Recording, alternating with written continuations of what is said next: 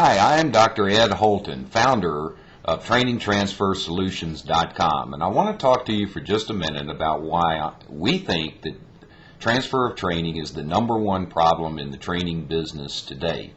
You know, I've been in this business for 25 years as a practitioner, as a consultant, as an academic, as an author, and as a speaker. And ever since I got into this business, I've always heard people talk about the transfer of training problem. But you know what? In 25 years, I have yet to hear anybody say it's getting any better. Most of our estimates say that only 15 to 30% of training actually transfers to job performance. And granted, we don't have hard data on that, but I will tell you that I've never met a group yet that didn't agree with that estimate.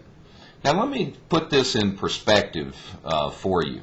Last year, our data says that large organizations spent about $60 billion on formal training in the United States. $60 billion. Now, if 70% of that is wasted, taking the best estimate that we have of what transfers, 70% would be wasted. That means that $42 billion of that $60 billion is wasted. But you know what? It's worse than that, because we know from research that a reasonable expectation for a return on that investment would be about 8 to 1. If you multiply 42 billion times 8, you get 336 billion.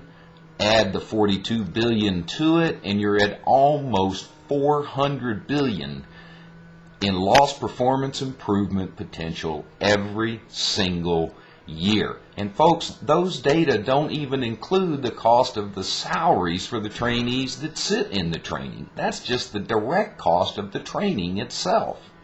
Let's put this number in perspective. Taxpayers spent $500 billion on the savings and loan bailout.